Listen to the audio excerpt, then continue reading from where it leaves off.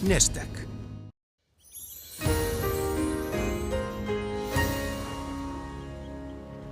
Já, komið sæl. Ef við byrjum á að skoða yfirlitskortið þá höfum við hérna við mikið hæðarsvæði söður á landinu og þessi hæð hún heldur svona grunnu læðadrægi hérna á Grænlandshafi svona í hálfgerðri herkví og það þýðir að það búið að vera svona suðvestlægar áttir svona vætutíð hérna vestanverðlandið. En það sem að gerist síðan næst er það hæðin hægt og rólega fyrir að færa sig hérna austurbóginn og læðin hérna á Grænlandshafi hún svona fylgir hægt og rólega og eftir og síðan opnast hérna fyrir norðaustanáttina þegar kemur fram í lok vikunar. En ef við lítum á hitasviðið að þá er svona nokkuð milt loft sem er í þessari hæð en kalda loftið býður eftir að koma til okkar og svona þegar líður á vikuna þá fer svona þessi kaldi loftmassi smá sem að svona verða meira og meira áberandi hjá okkur og við fyrir að sjá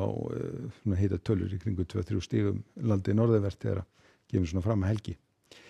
Við skulum skoða þá aðeins hvað er að gerast núna næsta sólarhringinn. Það er sem sagt suðvestan svona góðlega kaldi á landinu, það er þungbúið og svona súldið rigning víða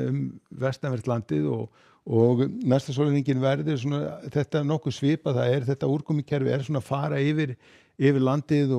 og þetta þýðir það að bæði norðan og vestanverðlandi verður þungbúið á morgun, það er helst hérna á Suðausturlandi sem að verður og Austurlandi sem að verður þurrt og gæti orðið nokkuð bjart en annars svona vætu tíð. Klukkan 8 í fyrramálið þá lítur kortið svona út, það er einhver súldið rigning bæði á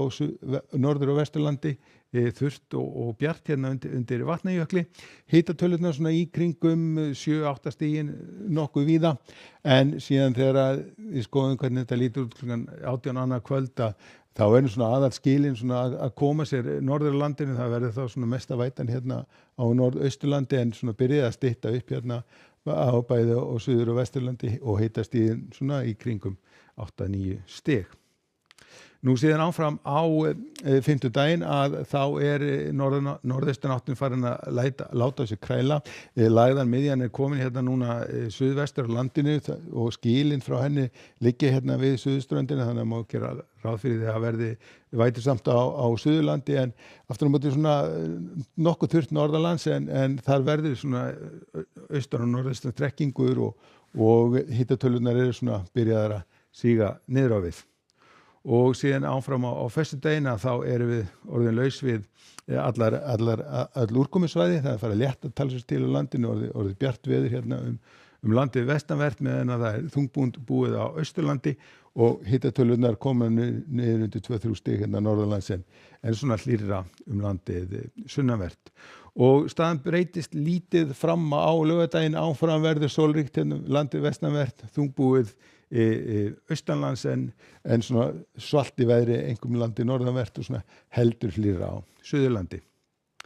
Ef við kíkjum aðeins á hvað er að gerast í kringum okkur þá höfum við þetta hæðarsvæði sem er hérna yfir Skotlandi og það verður í ágætisveður á Bretlandseyjum á morgun sérstaklega svona norðan til, einnig er ágætisveður á suður Noregi en annars er svona þungbúið, það er svona talsvert mikið skúrir á meginlandinu og það er ekki fyrir að vera komin hérna Miðjarðarhafinu og suður Ítalíu og hérna til Grikkland sem að fara svona létta almennilega til. Og það er þungbúið og úrkomusamt á Íberíuskaganum, einkum norðan til og rigning í Portúgal en svona við Miðjarðarhafið ætti nú að verða þurrt og nokkuð bjart. Ef við förum þá til Kanaríeyja að þá er svona nokkuð ákveðin norðanáttin þar á morgun og svona hitatölunar í heldur lægri kantinum en svona mestu þurrt og bjart.